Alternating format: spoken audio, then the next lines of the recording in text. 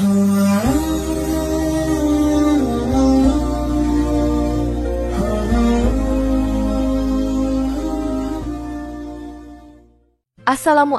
warahmatullahi wabarakatuh.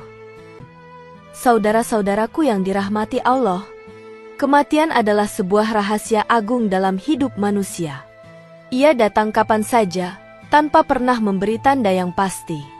Siang atau malam, sehat ataupun sakit, tua maupun muda, tidak ada satupun yang bisa menolak kedatangannya. Dalam diam, malaikat maut menjalankan tugasnya tanpa celah, mencabut nyawa satu persatu atas perintah Allah Subhanahu wa Ta'ala. Sebagian orang wafat dengan tenang, tetapi sebagian lainnya mengalami kesakitan luar biasa.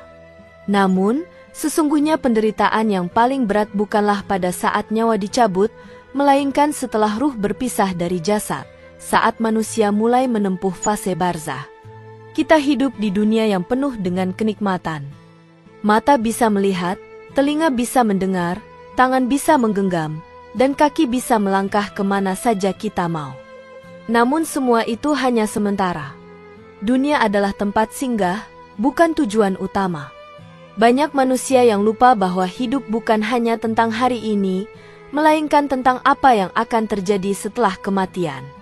Saat tubuh dikuburkan dan semua orang pulang, maka barulah si mayit benar-benar merasakan kesendirian yang hakiki. Di saat itulah alam barzah memperlihatkan wujud aslinya, tempat ujian, siksaan, atau kenikmatan. Orang-orang beriman hidup dengan kesadaran bahwa kematian hanyalah pintu menuju akhirat. Mereka bersiap sejak dini, menabung amal, memperbaiki niat, dan menjaga lisan. Namun mereka yang lalai seringkali tertipu oleh gemerlap dunia. Mereka berpikir bahwa umur panjang akan menyelamatkan, atau bahwa kekayaan bisa membeli ampunan. Padahal, tak ada satupun yang dibawa ke liang kubur kecuali amal. Bahkan keluarga dan sahabat terdekat hanya mampu mengantar sampai tepi liang, setelah itu semuanya ditinggalkan. Tangisan mereka tidak mampu mengurangi rasa sakit yang menimpa si mayit. Salah satu hal paling menggetarkan yang disampaikan oleh Rasulullah SAW adalah tentang jeritan dan tangisan mayit dalam kubur. Jeritan itu bukan fiksi atau simbolik belaka. Ia nyata. Ia terdengar oleh seluruh makhluk Allah, kecuali jin dan manusia. Jika saja Allah mengizinkan telinga kita untuk mendengarnya, maka niscaya dunia akan penuh dengan kegilaan dan ketakutan. Kita akan kehilangan akal karena tidak sanggup menahan suara jerit pilu yang berkepanjangan dari orang-orang yang disiksa dalam kubur. Inilah kenyataan yang tersembunyi. Namun mengapa Allah menyembunyikannya? Karena jika manusia bisa melihat atau mendengar keadaan alam kubur, maka tidak akan ada lagi ujian dalam iman. Semua orang akan beriman karena melihat kenyataan. Tapi Allah menginginkan iman yang tulus, bukan karena paksaan atau ketakutan dari hal yang kasat mata. Oleh karena itu, Rasulullah hanya memberikan sedikit tabir kepada kita, cukup untuk mengguncang jiwa dan menyadarkan hati, agar kita tidak bermain-main dengan waktu hidup yang sangat singkat ini.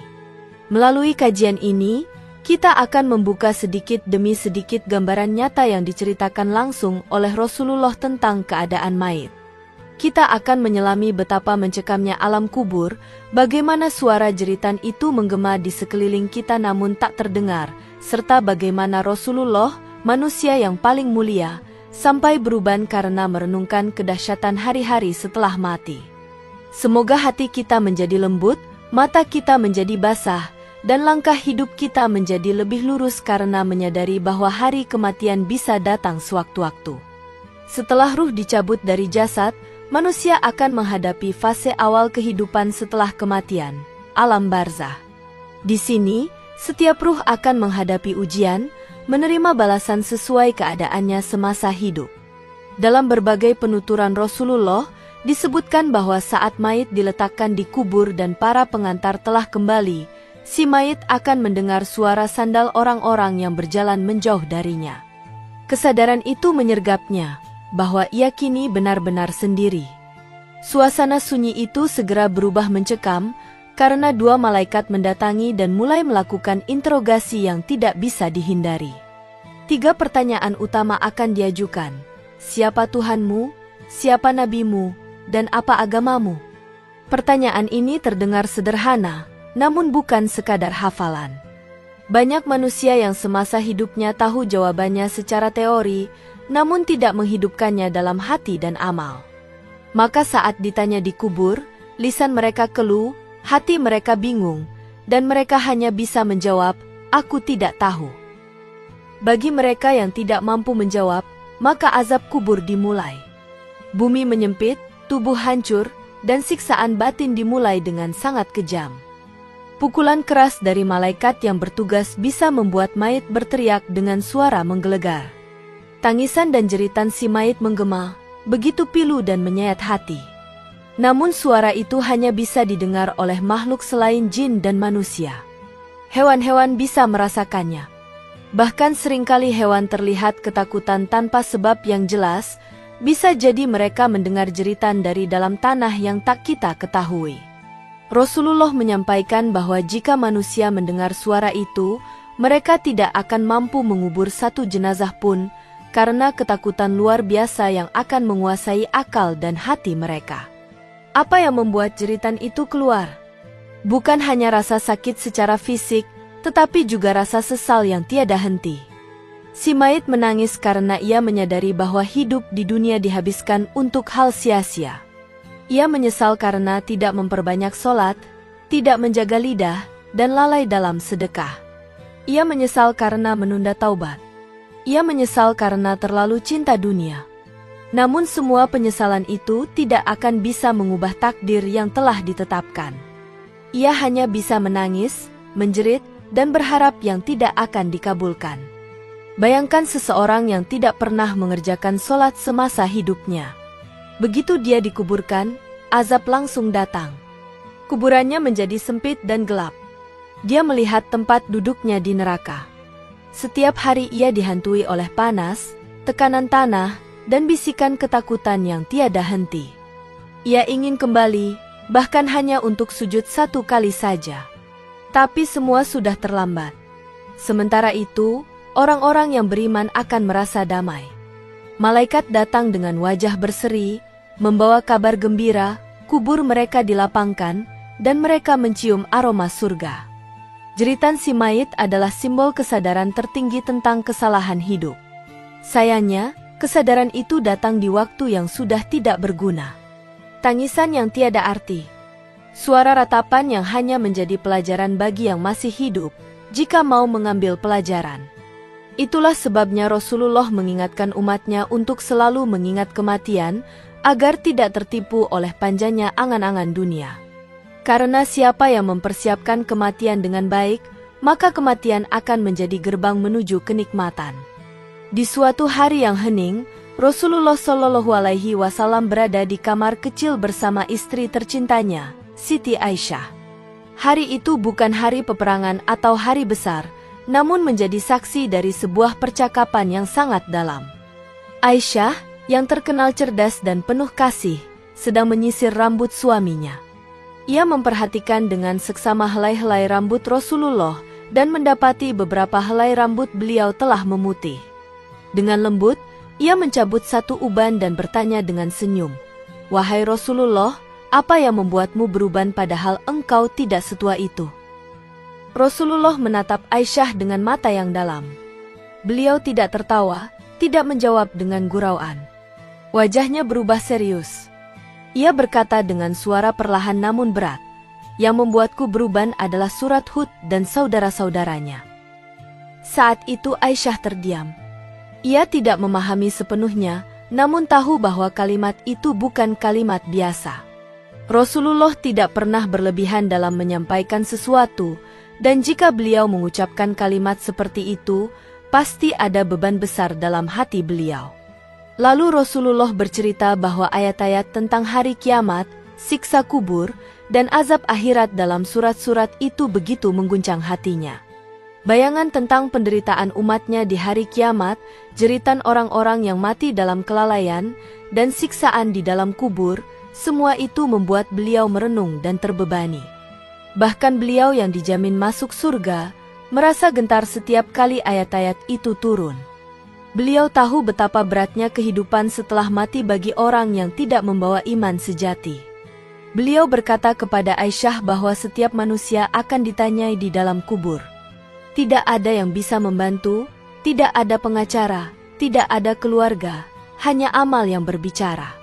Jika amal baiknya diterima, maka kubur menjadi taman surga. Namun jika tidak, maka kubur menjadi salah satu jurang neraka. Rasulullah menjelaskan bahwa banyak manusia yang tidak siap menghadapi hal ini, dan beliau sangat khawatir umatnya termasuk yang lalai. Rasa kasih beliau begitu besar, hingga semua itu membekas dalam jiwa dan menua dalam dirinya. Aisyah mendengar dengan mata berkaca. Ia mulai memahami bahwa uban Rasulullah bukan sekadar karena usia, tapi karena beban dakwah dan rasa takut kepada Allah yang sangat dalam. Malam-malam Rasulullah diisi dengan tangis, sujud panjang, dan doa agar umatnya diselamatkan. Bahkan ketika beliau sendiri sangat lelah, ia tetap memohon, "Ya Allah, selamatkan umatku dari azab kubur." Beliau lebih takut umatnya menderita di kubur daripada kalah dalam perang. Kisah ini seharusnya cukup untuk mengguncang hati kita. Bila Rasulullah yang maksum saja takut kepada azab kubur, bagaimana dengan kita yang penuh dosa dan lalai?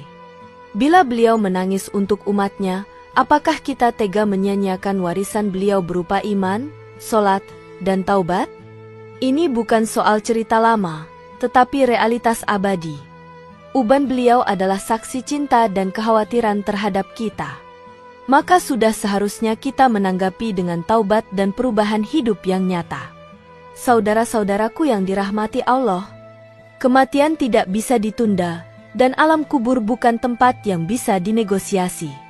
Saat napas terakhir terhenti, maka semua pintu amal tertutup. Hanya 3 perkara yang tetap mengalir: sedekah jariah, ilmu yang bermanfaat, dan doa anak saleh. Selain itu, semuanya berhenti. Maka kita harus bertanya pada diri sendiri, apa yang sudah kita siapkan? Apakah jeritan dan tangisan kita nanti akan penuh sesal, atau kita akan tersenyum damai dalam kubur karena amal yang kita tabung sejak hari ini? Dunia ini begitu menggoda. Ia menawarkan kenyamanan, kesenangan, dan kemewahan yang membutakan. Banyak orang yang bangga dengan kekayaannya, merasa aman karena jabatannya, dan merasa cukup karena hartanya. Tapi ketika ruh dicabut, semua itu tidak bisa dibawa. Bahkan pakaian terakhir kita pun adalah kain kafan putih polos, tidak bermerek, tidak bersaku. Tubuh akan dimasukkan ke dalam lubang tanah yang gelap, lembab, dan sempit. Disitulah awal dari kehidupan sejati. Kita seringkali sibuk membicarakan masa depan, namun lupa bahwa masa depan yang sejati adalah kematian. Kita takut miskin, takut sakit, takut gagal, namun tidak takut mati. Padahal kematian adalah hal paling dekat, paling pasti, dan paling menakutkan jika kita tidak siap. Maka jangan sampai kita menjadi bagian dari mereka yang menyesal, menangis, dan menjerit dalam kubur karena mengabaikan kesempatan hidup. Allah masih memberikan kita waktu. Setiap detik adalah kesempatan untuk memperbaiki diri. Kita bisa mulai dengan memperbanyak istighfar, memperbaiki solat, menjauhi dosa, menjaga lisan, dan berbuat baik kepada sesama. Allah Maha Pengampun, bahkan terhadap dosa yang sangat besar. Tapi ampunan itu hanya berlaku sebelum ruh sampai ke tenggorokan. Maka jangan tunda-tunda, karena tidak ada yang tahu kapan giliran kita tiba. Jadikan malam-malam kita tempat curahan air mata karena Allah. Jadikan hari-hari kita diisi dengan amal yang bermanfaat. Mulailah dari hal kecil, membaca Al-Quran, berzikir, membantu orang lain, menyebarkan ilmu, dan meninggalkan maksiat walau sesulit apapun. Jangan tunggu esok, karena esok belum tentu ada. Hidup hanya sekali, dan sekali itu akan menentukan selama-lamanya. Semoga Allah menguatkan hati kita untuk berubah, membimbing langkah kita menuju kebaikan, dan mewafatkan kita dalam husnul hatimah. Semoga kubur kita menjadi taman surga, bukan jurang neraka. Dan semoga kita tidak termasuk orang-orang yang menjerit tanpa arti, tapi menjadi jiwa yang tenang yang dipanggil dengan kalimat, "Wahai jiwa yang tenang, Kembalilah kepada Tuhanmu dengan ridho dan diridhoi. Demikian yang dapat saya sampaikan. Semoga yang menyimak video ini sampai akhir terhindar dari neraka dan dimasukkan ke dalam surganya.